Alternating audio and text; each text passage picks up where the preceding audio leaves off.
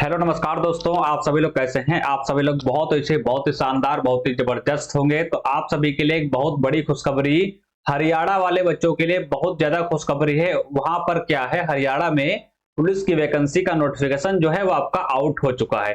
तो आप समझते हैं क्या क्या क्वालिफिकेशन वहां का रखा गया है। यदि आप अदर राज्य से बिलोंग करते हैं तो क्या उसमें अप्लाई कर सकते हैं या नहीं अप्लाई कर सकते हैं, हर एक चीज के बारे में डिटेल से जानकारी प्राप्त करते हैं और हर एक चीज को अच्छी तरीके से समझते हैं। एग्जाम किस तरीके से होने वाला है, हर एक चीज के बारे में डिटेल से जानकारी समझने वाले हैं। और खास करके वो बच्चे जो अदर राज्य के हैं, क्या वो इस फॉर्म को अप्लाई कर सकते हैं या नहीं अप्लाई कर सकते हैं, इसके बारे में डिटेल से जानकारी यहां पर प्राप्त करेंगे। ठीक है, तो वीडियो को एंड तक जो है देखना है, सारे बच्चों को बने रहना, क्योंकि यहाँ पर हर एक चीज जो है आप सभी के लिए अच्छी तरीके से होने वाली है एक्सप्लेन। चलिए भाई, तो ये आपका नोटिफिकेशन है। सबसे पहले इसके बारे में कुछ चर्चा करते हैं भाई। उसके बाद क्या करते हैं, उसके बाद थोड़ा सा इसको जूम कर लेंगे, क्योंकि यहाँ पर क्या है, आपका नोटिफिकेशन आपको सही से नहीं दिख रहा होगा। इसके लिए थोड़ा सा इसको हम जूम करते हैं, फिर इसके बारे में डिटेल से आप समझते हैं। वीडियो बहुत ही इंटरेस्टिंग होने वाली भाई। बच्चों को क्या है, लास्ट तक बने रहना, ताकि हर एक चीज के बारे में आपको अच्छी तरीके से जानकारी प्राप्त हो जाए। बाकी अगर जो कोई अधूरी जानकारी रहती है तो मैं अगली एक वीडियो में आकर के उसमें हर एक चीज के बारे में एक्सप्लेन कर दूंगा। तो सबसे पहले तो बात करते हैं कि आपका जो नोटिफिकेशन है ये आपका कब आउट हुआ है। तो भैया 12 फरवरी को क्या हुआ था, 12 फरवरी को आपका क्या हुआ था, नोटिफिकेशन आपका जो है ये आपका आउट हुआ था। यहाँ पर डेट अच्छी तरीके से देख सकते हैं।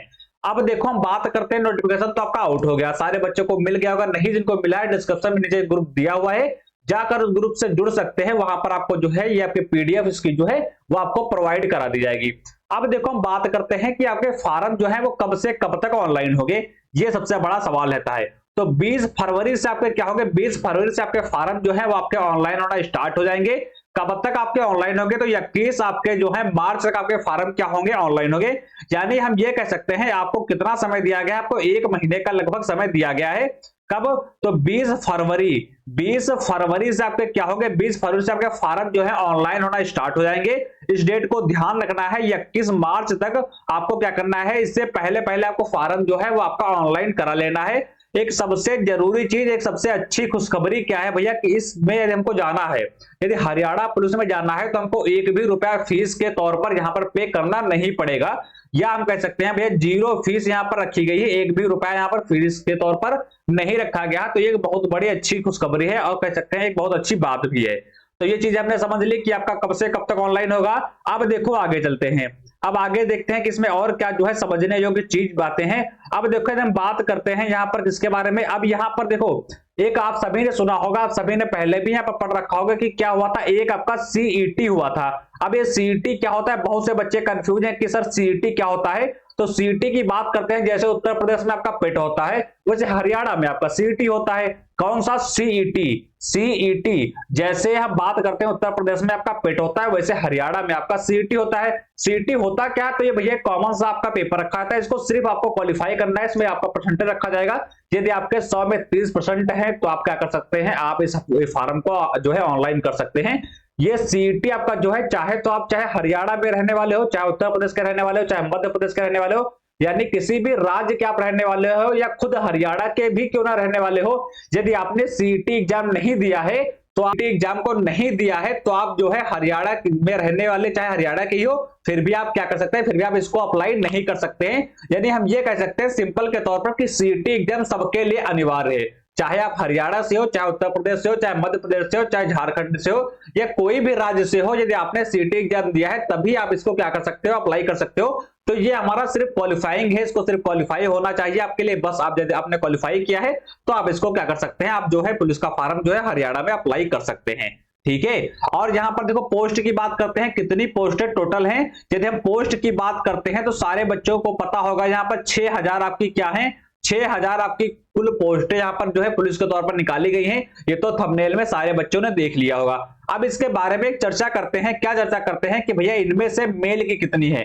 तो यहाँ पर देखो मेल की कितनी है, तो 5000 जो पोस्टें हैं वो आपकी मेल की हैं, और 1000 पोस्टें जो हैं वो किसकी हैं, वो आपकी फीमेल की हो। तो इस चीज को अच्छी तरीके से ध्यान में रखना है।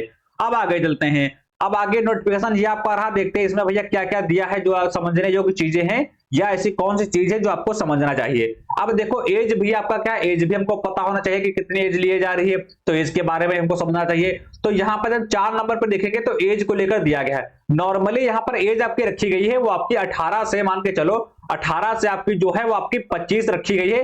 लेकिन भैया हरियाणा की सरकार ने पहले ही बता दिया था कि 3 साल की जो है हम छूट यहाँ पर देने वाले हैं। तो यहाँ पर हम ये कह सकते हैं कि 18 से आपकी जो 28 एज आपकी जो है वो आपकी जर्नल के लिए एज आपकी ये हो गई है, क्योंकि 3 साल की इसमें छूट भी मिली है। और भैया इसमें ये चीज बहुत अच्छी बात है, अब देखो एज आपको कैटेगरी वाइज रहती है, जिस कैटेगरी से आप होगे उस तरीके से आपकी छूट लगने वाली है। तो भैया जिस कैटेगरी से आप हो उस कैटेगरी से आप जोड़ दो 3 साल की छूट, उसमें और प्लस कर लो, ये सारी चीजें आपकी रहती है। अब देखो बात करते हैं आगे क्या दिया हुआ है। आगे देखो ये आपका दिया हुआ है कि क्या कि सीईटी आपका जो है, सीईटी आपका जो है वो कॉमन टेस्ट है, तो आपका क्वालिफाइंग होना चाहिए, यानी दिए होने चाहिए। ये तो भैया इसमें अच्छे तरीके से सारे बच्चों ने समझ लिया। अब हम बात करते हैं क्वालिफिकेशन की, बात करते हैं एजुकेशन क्वालिफिकेशन की, बात करते हैं क्या क्या होना चाहिए। तो भैया पहली बात तो आपका सीईटी होना चाहिए। यदि आपने सीईटी के एग्जाम में बैठा है, इसको पास कर चुके हो, तभी आप इसमें जो है अप्लाई कर सकते हो। दूसरी बात करते हैं तो दूसरी आप बात क्या करते हैं, आपका जो है 12 होना चाहिए, यानी 10th पास होने के बाद यदि आपका 12 है, इंटर पास हो, इंटर के बाद आपने सीईटी एग्जाम को दिया है, तब आप क्या कर सकते हो, इस फॉर्म को अप्लाई कर सकते हो। अब ये तो मैटर नहीं करता है कि आप जो है इंटर की बात करते हैं तो चाहे आप किसी भी बोर्ड से पास किए हो, हाई स्कूल की बात करते हैं किसी भी बोर्ड से पास किए गए हो, सिर्फ इसमें एक चीज कही गई है कि आपके पास क्या होना चाहिए, आपके पास 2 सब्जेक्टों में से एक सब्जेक्ट कोई जरूर होनी चाहिए, या तो संस्कृत आपके पास हो या तो हिंदी आपके पास हो। सिर्फ ये बात यहां पर कही गई है कि आपके पास चाहे तो संस्कृत हो, चाहे आपके पास हिंदी हो, यानी कोई भी सब्जेक्ट आपके पास हो, आप क्या कर सकते हैं, इन दोनों में से एक सब्जेक्ट कंपलसरी होनी ही चाहिए, तभी आप इसको अप्लाई कर सकते हो। सीईटी होना अनिवार्य है, आपका 12th पास होना अनिवार्य, किसी भी बोर्ड से आप जो है 12th पास किए गए हो। जैसे आप क्या, जैसे कोई यूनिवर्सिटी से पास, कोई अदर स्कूल से पास है, कोई अदर स्कूल से पास है, कोई नवोदय से निकलकर पास हुआ है, तो इसके कोई एक्स्ट्रा मार्क जो है वो आपके नंबर है वो आपके नहीं मिलेंगे। इस चीज को साफ पूर्वक इसमें समझाया गया है। तो ये आपका हो गया। तो सबसे पहले आपका क्या होगा, तो सबसे पहले आपका यहाँ पर जो है पीएमटी होगा, फिजिकल वगैरह सब कुछ पहले ही यहाँ पर हो जाता है। सबसे पहले इसमें क्या हो जाएगा, सबसे पहले आपका जो है पीएमटी हो जाएगा, जिसमें पीटी का सब कुछ होता है तो हम पहले भी आपको बता चुके हैं। उसके बाद आपका क्या होगा, उसके बाद आपका जो है वो आपका रिटन एग्जाम होगा। आपका जो इसका एग्जाम है वो आपका ओएमआर सीट पर होता है, ओएमआर सीट पर होता है, यानी आपका ऑफलाइन एग्जाम होता है। इस चीज को अच्छी तरीके से ध्यान में रखना है। फिर इसके बाद आपका फिजिकल वगैरह होता है, उसके बाद आपका मेडिकल होता है। तो ये आपका प्रोसेस रहता है, तो इसको भी अच्छी तरीके से ध्यान में रखना है। चलिए हम आगे देखते हैं नोटिफिकेशन में और क्या क्या दिया हुआ है।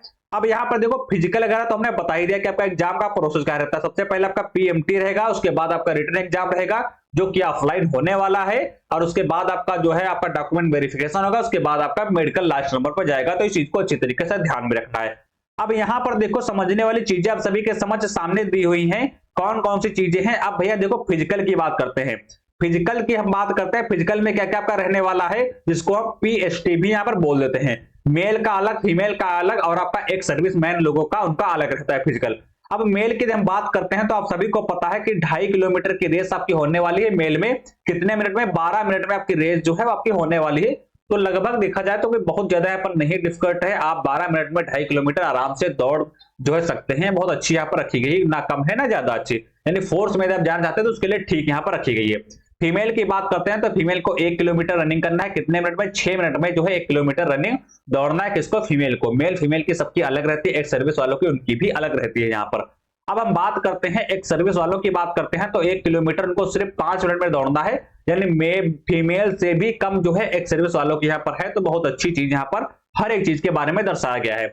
अब यहाँ पर देखो हम बात करते हैं, क्वेश्चन तो आपके 100 आने वाले हैं, लेकिन जब क्वेश्चन 100 आते हैं, हर एक क्वेश्चन 1 नंबर का है, तो उसी प्रकार से नंबर भी हमको 100 मिलने चाहिए। लेकिन यहाँ पर 100 नंबर नहीं देकर आपके नंबर कितने टोटल बनेंगे, तो 94 पॉइंट जो है 5 नंबर का आपका पेपर बनने वाला है, ये यहाँ पर कहा गया है।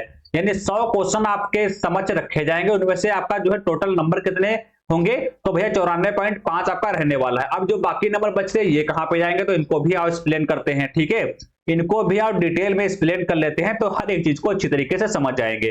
अब जैसे कुछ बच्चे क्या होते हैं, कुछ बच्चे एनसीसी वगैरह के होते हैं, तो उनके में नंबर ये आपके क्या हो जाएंगे, उनके में नंबर ये आपके ऐड हो जाएंगे, जो अधूरे नंबर बचते हैं। यहाँ पर उन्हीं चीज के बारे में, हर एक चीज के बारे में डिटेल से समझाया गया, तो इतना कुछ समझने की आवश्यकता नहीं है। सिर्फ हम इतना समझ ले कि आपके फॉर्म जो है वो कब से ऑनलाइन हो रहे हैं, कब तक ऑनलाइन होंगे, क्वालिफिकेशन हमारा क्या क्या रखा गया, ये सारी चीजें हमारी जो है वो आपकी ज्यादा इंपॉर्टेंट रहती हैं। बाकी तो उसमें बहुत कुछ चीजें दी हुई है, इतना ज्यादा कोई बहुत ज्यादा वो इश्यू नहीं रहता है। एक चीज को ध्यान में रखना है, ध्यान में रखने के लिए बात कौन सी है, वहां पे जैसे आपके समझ 100 क्वेश्चन पूछे जाएंगे और आपको क्या करना है, यदि क्वेश्चन आपको आते हैं तब तो आप आंसर लगा दोगे। लेकिन होता क्या है अदर एग्जाम में, क्या होता है कि भैया यहाँ पर 4 ऑप्शन आप सभी को देखने को मिलते हैं, 4 जो है विकल्प आपको जो है वो देखने को मिलते हैं, लेकिन यहाँ पर आपको 5 विकल्प देखने को मिलेंगे। कितने? 5 विकल्प आपको देखने को मिलेंगे आपके हरियाणा पुलिस में। अब 5 विकल्प क्यों देखने को मिलेंगे? जैसे हम कोई क्वेश्चन यहाँ पर स्क्रीन पर हमारे खुल के आए या हमको जो है ओएमआर शीट पर रिटर्न मिला और उसके बाद हमको क्वेश्चन आता है तो हमने बता दिया भैया कि ये जो 1 नंबर के क्वेश्चन का आंसर आपका जो है वो आपका चौथा हो जाएगा। लेकिन जैसे होता क्या है, जैसे हमारा क्वेश्चन पूछा गया और हमको नहीं पता है कि इसका आंसर क्या हो जाएगा, तो उस क्वेश्चन को हम ऐसे ही वहां पर छोड़ देते हैं। तो यदि ऐसा हम करेंगे तो हमारा क्या हो जाएगा, समझ लो कि काफी हमारा जो है नुकसान होने वाला है। यदि वहां पर कोई क्वेश्चन हमको नहीं आता है, हमको उसको छोड़ना नहीं है, 5वां जो आपका ऑप्शन दिया होगा उसमें हमको गोला भर देना है। उसका मतलब ये हो जाएगा कि भैया ये जो आपका क्वेश्चन पूछा गया है इसका आंसर हमको नहीं आता है। तो वो तो बात की चीज है, जब आपका एग्जाम होगा तो वहां पर हर एक चीज के बारे में एक्सप्लेन कर दिया जाएगा। ठीक है, बाकी इसमें समझने वाली सारी चीजें जो है वो हमने समझ ली है। क्वालिफिकेशन भी समझ लिया और एजुकेशन क्वालिफिकेशन हो गया, फिजिकल भी हमने समझ लिया कि इसका क्या क्या आपका रहने वाला है। बाकी नोटिफिकेशन तो बहुत लंबी चौड़ी है, इतना कोई भी समझने वाली योग चीजें नहीं है। एनसीसी के नंबर कितने जुड़ेंगे, तो वो तो भैया 1-2 नंबर जुड़ते हैं, जो कुछ जुड़ते हैं इसमें आपका सारा कुछ दिया हुआ है, जा करके आप अच्छी तरीके से देख सकते हैं। वो सारे बच्चे जिनको इस चीज की जरूरत है, डिस्क्रिप्शन में नीचे ग्रुप दिया हुआ है, जाकर उसे जुड़ सकते हैं, हर एक चीज की जानकारी अच्छी तरीके से प्राप्त कर सकते हैं। ये छोटी जानकारी आप सभी के समझ प्रस्तुत करनी थी कि भैया इसकी वैकेंसी जो है एक काफी संख्या में आप सभी के समझ निकल कर आई है, तो इस चीज को अच्छी तरीके से ध्यान में रखना है। सारे बच्चे को ऑनलाइन कर देना। पहली बार ऐसा होता है, पहले से पहले तो बहुत नियम कानून इसके अलग थे, लेकिन इस बार जो नोटिफिकेशन आउट हुआ है इसमें नियम कानून जो है वो आपके हरियाणा के चेंज कर दिए गए हैं। तो सारा कुछ नोटिफिकेशन में दिया है, उसको अच्छी तरीके से पढ़ सकते हैं। ऐसा पहली बार हुआ है कि पहली बात तो एक अच्छी खासी संख्या में आपकी पोस्ट आई है और 0 फीस रखी गई, कोई भी फीस यहाँ पर चार्ज नहीं किया गया है। जो आपने पहले सीईटी दिया है यानी जो आपको क्वालिफाइंग रखा गया है उसी में आपका जो है उसी के फीस के आधार पर आप कह सकते हैं इसको हम क्या कर सकते हैं, इसको हम ऑनलाइन कर सकते हैं। तो छोटी जानकारी, वीडियो अच्छी लगे तो वीडियो को लाइक कर देना, चैनल को सब्सक्राइब कर लेना, क्योंकि यहाँ पर हर एक अपडेट के लिए भैया आपका चैनल जो है वो आप सभी के समक्ष हमेशा खड़ा उतरता है। तो चैनल को सब्सक्राइब करके अपनी प्रतिक्रिया कमेंट माध्यम में नीचे सारे बच्चे जरूर कर दिया करेंगे। इन फ्यूचर बात करते हैं, कोई भी वैकेंसी की बात करते हैं, वैकेंसी आने वाली होती है, हर एक वैकेंसी के बारे में सबसे पहले जानकारी यहाँ पर प्राप्त करवा दी जाती है। तो भैया इन सभी चीजों से जुड़े रहने के लिए चैनल को सब्सक्राइब कर लो, बेल आइकन को प्रेस कर लो। मिलेंगे अगले नेक्स्ट वीडियो में, तब तक नमस्कार, जय।